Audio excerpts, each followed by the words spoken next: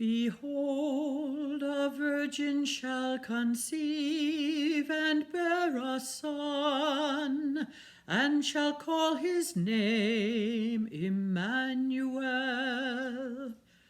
God with us. Imagine your teenage daughter comes to you, says she's been visited by an angel who has offered her an opportunity to work with God towards a new creation. And she's pregnant. Difficult in our times. I think one would be tempted to hunt down the predator who took advantage of the gullible child. But a good and loving parent would have the instinct to protect the child. As hard as it would be in today's world, imagine what it would have been like 2,000 years ago when an unwed teenager could be handed over to the community elders and be stoned to death. That's what Mary was facing. And she said yes. She chose trust and hope that God would bring things to a good conclusion, that if it was God's will, that it was a good thing. Mary's parents had the option to turn her over to the city elders, and they didn't. They chose to protect her.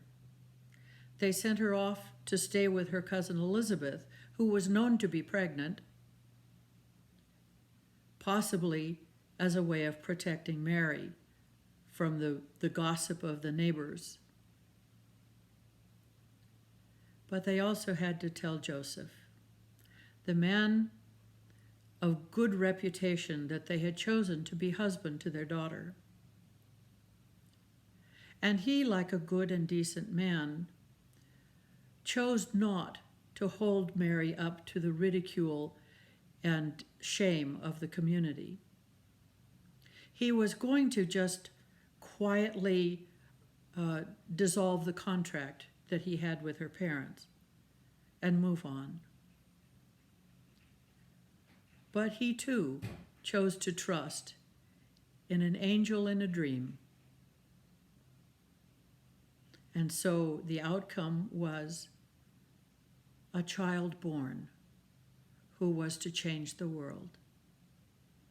But right now, it's still Advent. We're still in that time of suspension, that bated breath period where Mary and her parents and Joseph have made their decision and are now waiting to see the outcome. Our world seems to be in that period of suspension. I know I am.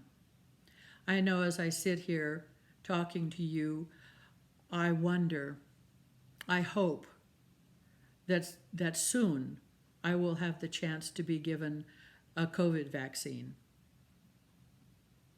And I hope that it will be soon. A few months ago, I ordered an opera ticket in Munich, Germany, hoping that one, I would be one of the people to get one of the tickets when they distribute them in February. Two, that the opera will actually take place, that the opera house will be reopened by then. Three, that I, as an American citizen, will be allowed to travel into Germany by the European Union.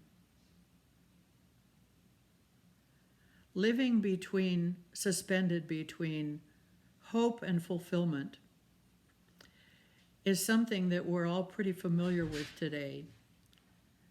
We hope for some resolution of an election that happened a month ago. We hope for